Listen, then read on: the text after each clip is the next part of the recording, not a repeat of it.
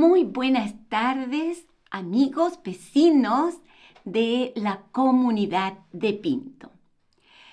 Mediante el programa Vida Plena, hemos estado reflexionando en algunos temas en relación al peligro de las pantallas y de las redes sociales.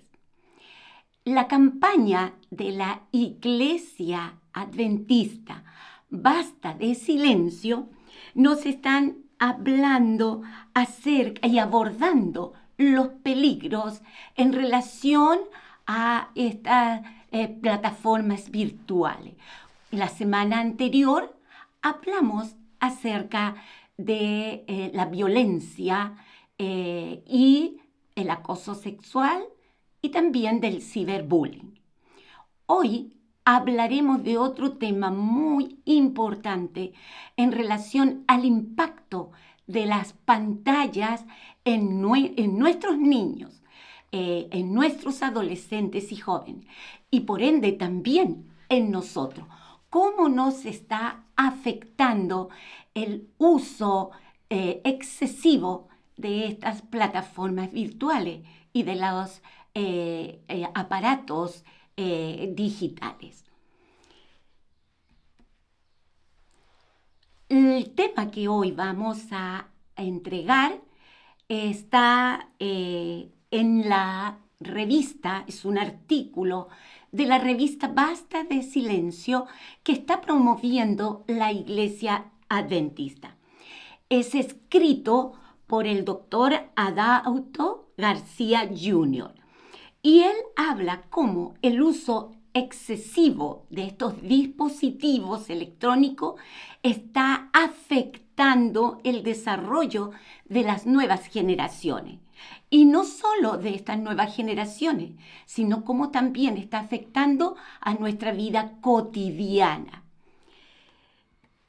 El doctor Adauto Jr., que es doctor en psicobiología y profesor y máster en psicología, digo bien, él cuenta una experiencia que tuvo en Nueva York, en el metro que viajaba allí en Estados Unidos. Vio allí a una familia. El padre estaba de pie. A su lado, en dos asientos, estaban dos pequeños niños de aproximadamente 8 años. La madre estaba al otro lado y lo que le llamó la atención a este doctor, que él dice que la niña estaba con un celular en su mano, muy entretenida, y a 15 centímetros de su rostro. Y a su lado estaba su hermanito, también captando su atención con un libro. Más o menos debe haber sido de unas 500 páginas. Esto le llamó poderosamente la atención a Adauto Jr. porque pensó,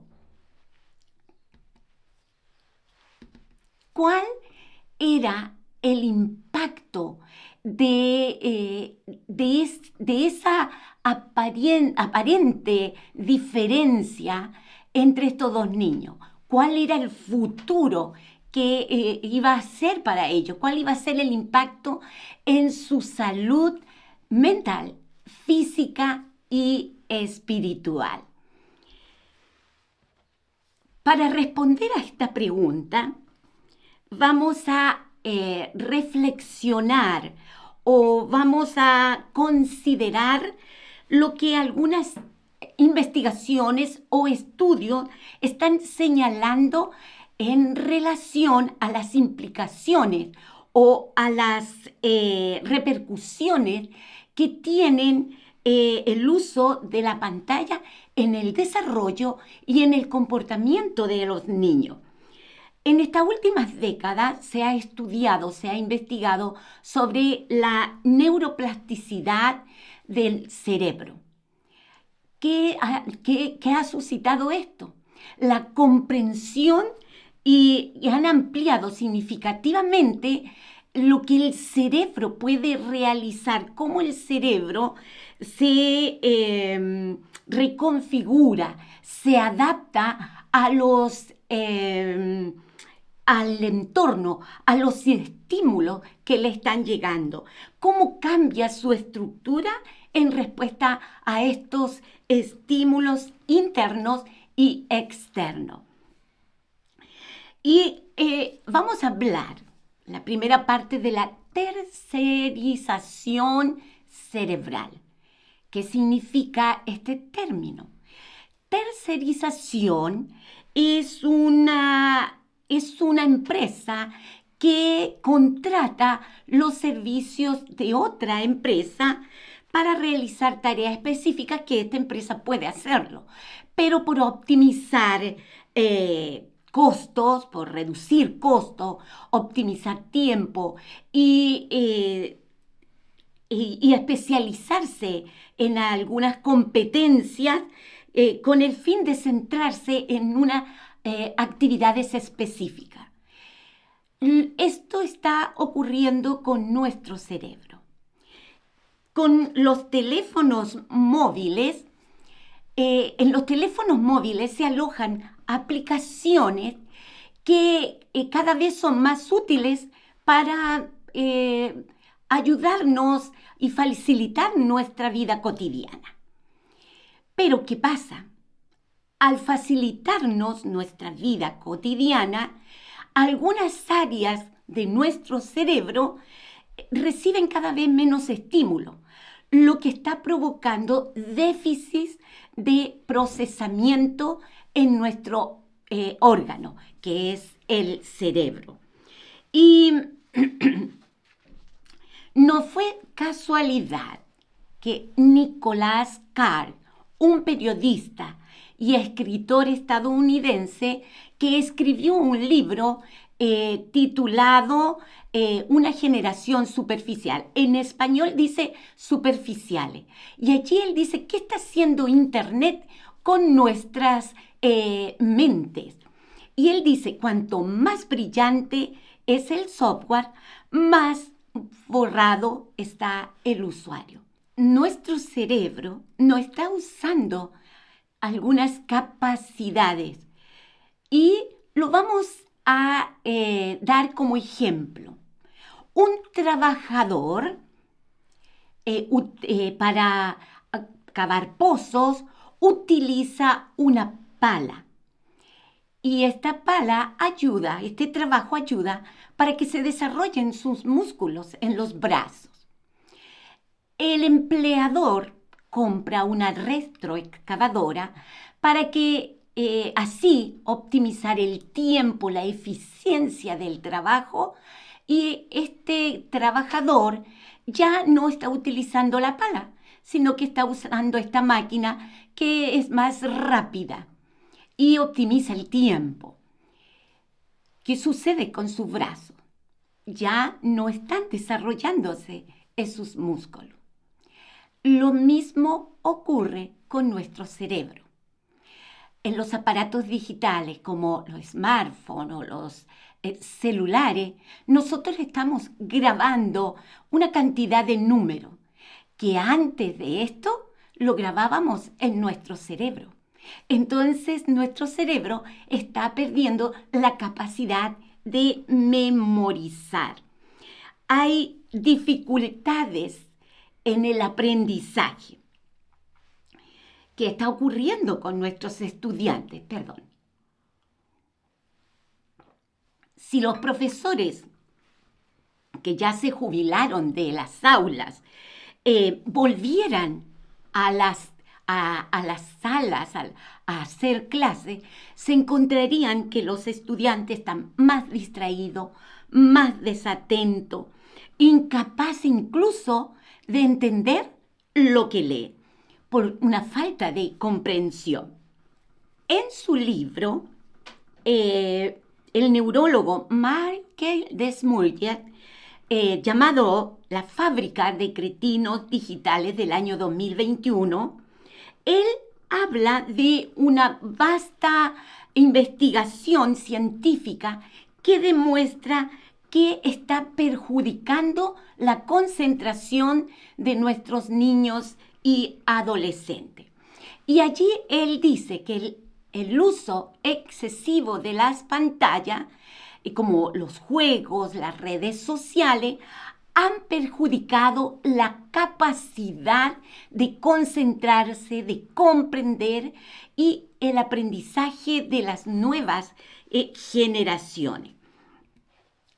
Y esta tiene una explicación, dice él, que al procesar esta información, el cerebro primero retiene la información en la memoria a corto plazo y luego la consolida en la memoria a largo plazo.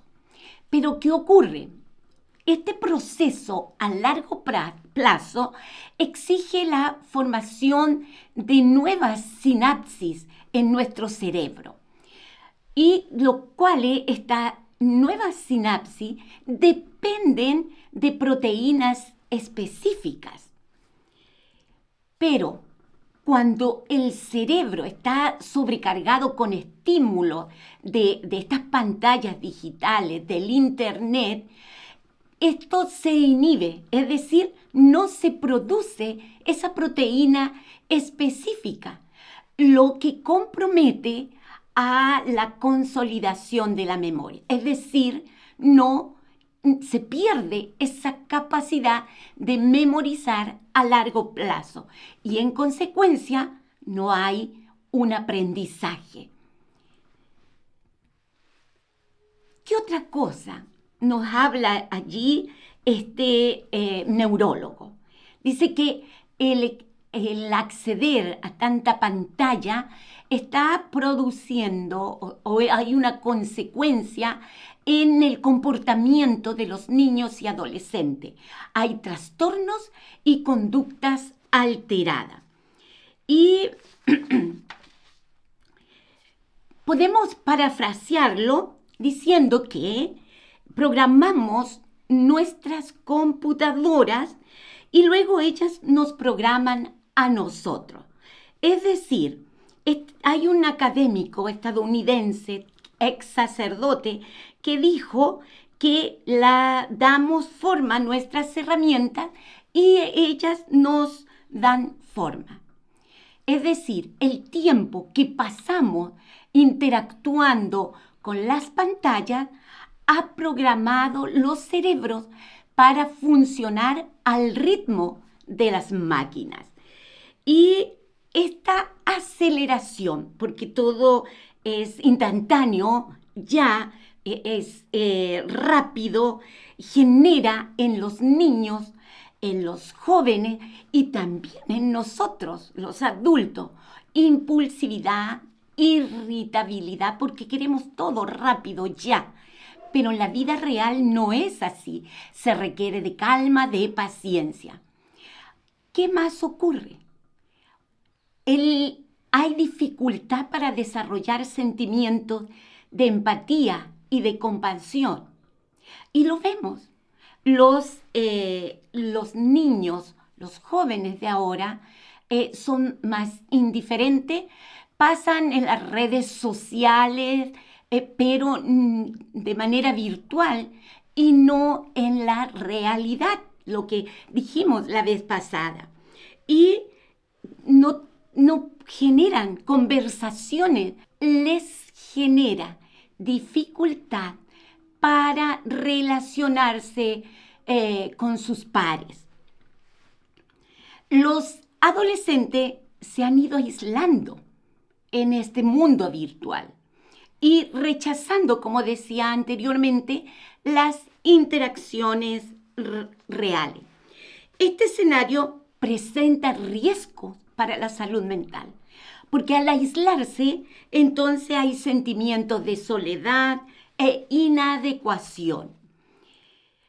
Otro problema que está surgiendo por el impacto de tantas pantallas es la nomofobia, un nuevo término. ¿Qué significa esto? es el miedo a estar sin su teléfono o que le impidan usarlo. Entonces, es un problema cada vez más frecuente que se está dando entre la juventud. Además, la falta de sueño causada por la luz de las pantallas. Conocemos que para que nosotros podamos tener un sueño conciliador, tranquilo, calmado, sereno, nuestro cerebro, nuestro cuerpo libera la hormona del sueño, que es llamada la melatonina, durante las horas de la noche, cuando ya se está acercando la noche. Y entonces esto favorece, esta luminosidad de las pantallas favorece que se provoquen trastornos del sueño porque impide que la melatonina sea secretada. En un artículo de la revista Diálogo, hablaba allí la autora Cynthia Hurtado Miller que nosotros debiéramos limitar la exposición al menos 2 o 3 horas antes de ir a dormirnos. Algunos decían 1 hora, pero ahora las investigaciones dicen que ojalá 2 o 3 horas antes, porque la melatonina se empieza a secretar cuando se está poniendo el sol. Y eso en este tiempo de invierno es más o menos a las 6 de la tarde. Y generalmente nos vamos a dormir entre las 9 y 10 de la noche. Entonces, entre 2 o 3 horas es la mejor hora para dejar a un lado toda pantalla o aparato electrónico. ¿Qué otra cosa nos habla este neurólogo? Dice que los niños nunca deberían exponerse a pantalla antes de los 6 años. En estudios anteriores hablaba que hasta los 2 años, después de los 2 años. Pero ahora los estudios científicos están hablando que el peligro está en pasarle a nuestros niños las pantallas antes de los 6 años. Chile está en el ranking número 1 de niños conectados a las pantallas según la OCDE. ¿Y qué ocurre? De acuerdo a las investigaciones, los daños ya comienzan a aparecer después de los 30 minutos de los niños conectados a estas pantallas. ¿Por qué? Según Carolina Pérez, una educadora de la Universidad Católica y máster en educación en la Universidad de Harvard, y miembro también de la comunidad sin pantalla, ella dice qué le pasa al cerebro de un niño cuando permanece conectado a una pantalla. En nuestra vida cotidiana, las actividades diarias que realizamos, como jugar a la pelota, como leer un libro, como subir a un cerro, nos ayudan para secretar la dopamina, que es un neurotransmisor que es del placer, que nos produce deleite, gozo. Y entonces, esas son gotitas de dopamina al salir a la naturaleza con nuestros niños, jugar con ellos, pasar tiempo con ellos, secreta nuestro cerebro esas gotitas de dopamina. Pero cuando le pasamos estos aparatos electrónicos a un niño pequeño, dice que es como secretar un shot de heroína. Es decir, el repetir, el cerebro se acostumbra a repetir todo lo que le produce placer, pero al ser en pocas cantidades no afecta. Pero pasarle las pantallas, por eso los niños se vician y repiten y se vuelven adictos al celular y a los aparatos electrónicos. La dopamina es clave en el aprendizaje porque es la que nos motiva a repetir esas actividades que nos producen placer.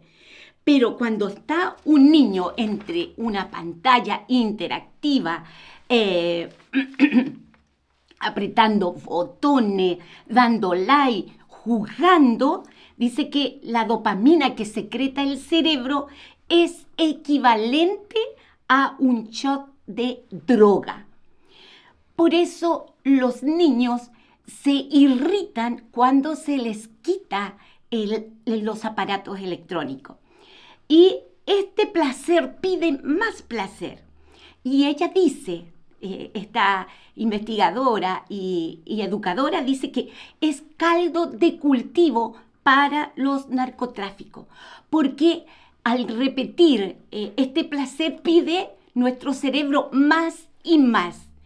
Es como estarle entregando a nuestros niños una droga.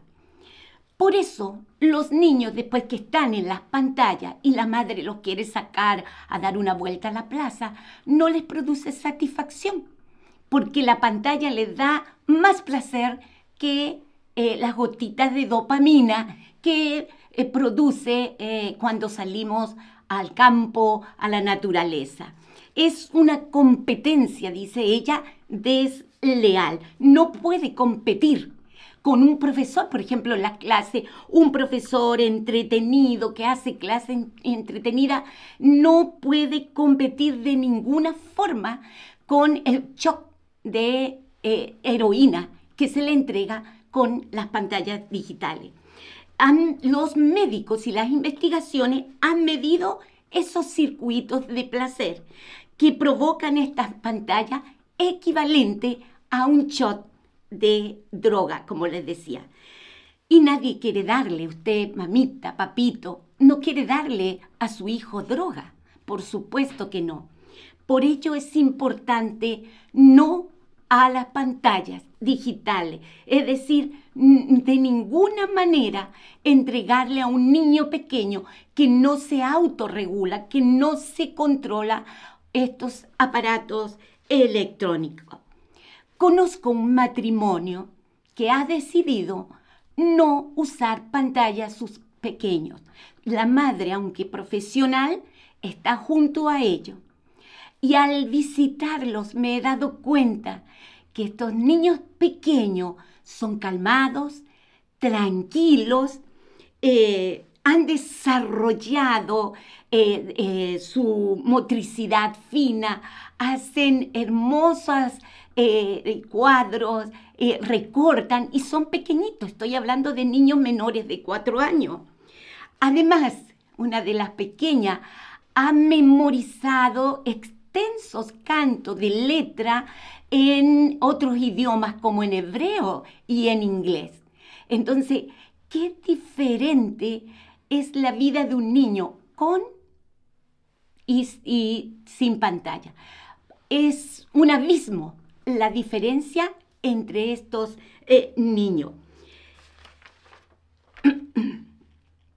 De acuerdo con las investigaciones, los daños y los síntomas ya comienzan a aparecer en los niños después de 30 minutos de exposición.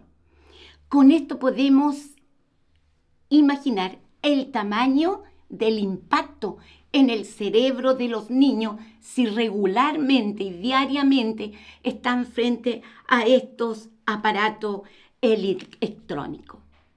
Ante esta realidad, ¿qué podemos hacer?